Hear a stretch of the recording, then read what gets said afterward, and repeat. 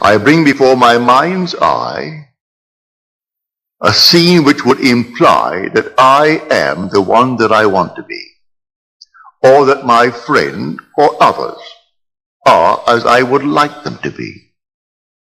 I try to confine it within the framework of the golden rule, that is, doing unto others what I would love them to do unto me, and not to go outside of that rule. It's such an easy thing to practice. Would I like the good that I ask of them? Yes. Like it for myself? All right, then ask it for them. Bring them before your mind's eye and dare to assume that what you are seeing in your mind's eye is true. Now there is a definite technique to it, a simple technique. If I can share with you what I do, and it works, I bring them into my mind's eye and I work myself up into an emotional state. It's like a peculiar rhythm. I breathe in and breathe out and breathe in and breathe out, and suddenly I reach a certain point, and then one deep inhalation as though I am setting it up in a time exposure before my own mind. I set it up and all of a sudden I have a deep inhalation and every pore of my being explodes. And then I do nothing beyond that. It's taking that scene and setting it up in a time explosion before the eternal event. And then I explode it and then let life develop it. And life develops it. And then I get the call, or I get the wire, or I get a letter confirming that which I did. And I do nothing to make it so. I simply believe implicitly in Jesus Christ, but I have found him. I have found him as my own wonderful human imagination. I believe that all things are possible to him. He has ways and means that the mortal mind knows not of. So I do not care if I do not see clearly how it could possibly be. It makes no difference to me.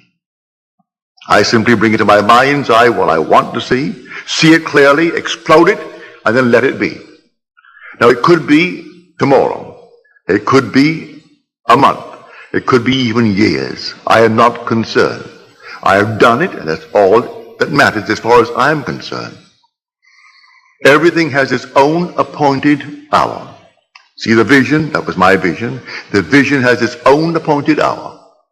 It ripens. It will flower. If it be long, wait. It is sure, and it will not be late. A little chicken, 21 days. A man, 9 months. A horse, 12 months. A little lamb, 5 months. And there's a time interval between that impregnation and the actual embodiment of that state. And I do not know the time intervals. I only know that all I do it. And if that time interval is a day, well, it's a day. If it's going to be a month, let it be a month. I do not know the time intervals between my vision of you being the one that you want to be and you becoming that which I have assumed that you are. I do not know the time interval. But there are time intervals between the impregnation and the birth of that impregnation. But I tell you, it works. So I do not need to ask anyone or turn to anyone. Not that I am not saying to you, turn to me. If you have confidence that I can use a law that you are not yet aware of or feel that you cannot quite master it, I invite you to turn to me. Cost you nothing. I charge not one nickel for it. To me, it's a simple technique, a simple process. And I look upon it just as this. If this hand is itching now, and the back of the hand is itching, this hand is easier for me to use to scratch it and relieve the itch than to take this and try to reach it with my fingers. I can't get back and reach it, but I can get it with this. It's the same body. So I call upon myself. If you cannot yourself, I would say, alleviate the itch may be for money, the itch may be for recognition, the itch may be for something, well then ask the one in whom you have confidence. If you have confidence in the speaker, all right, ask me. I tell you, I don't charge.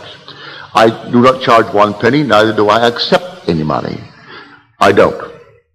You simply, if you feel like it, you ask me. And I will, to the best of my ability, simply feel within myself that things are as you desire them to be, providing it comes within the code of my, what I call my ethical code. That it is not at the expense of another aspect of my being.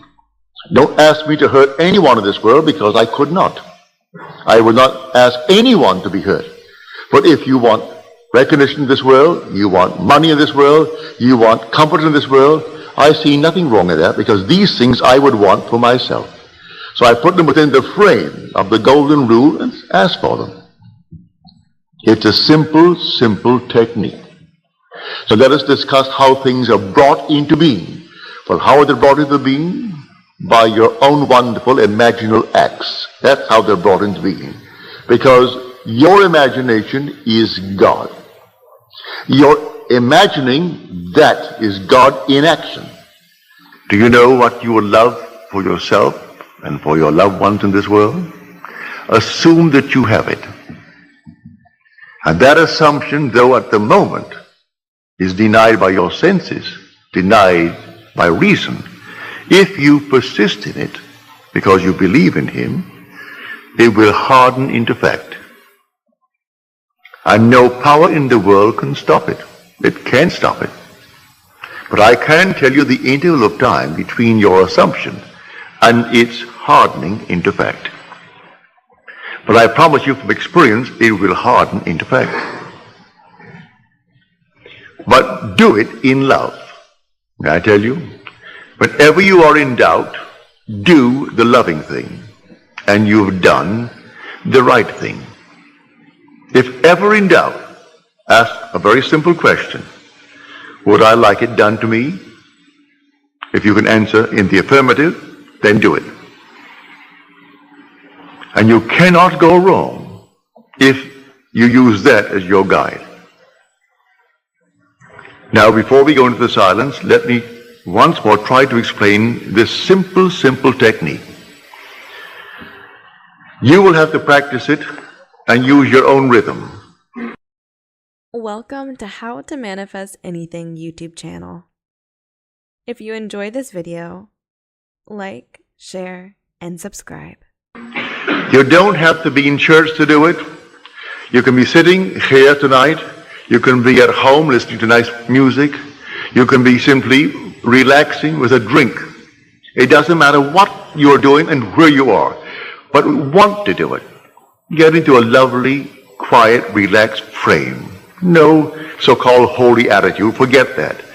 You're holy when you're in love. God is love. So you would love it for someone else. That is all that you need. That mood. Wouldn't it be wonderful if she actually had it? If he had it? If they had it?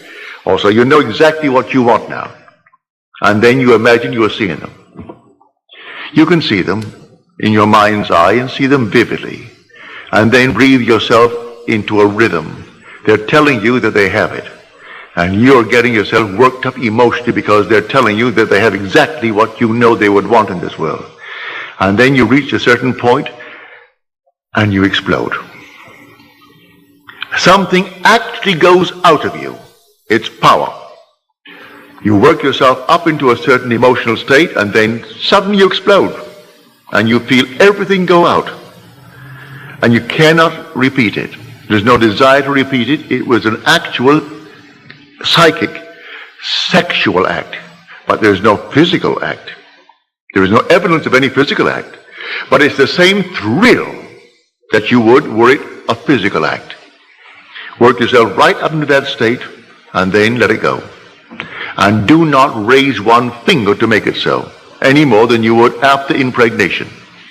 What can you do after pregnancy is taking place? Nothing. Leave it alone and let it take place in its own good time. Now let us go into the silence.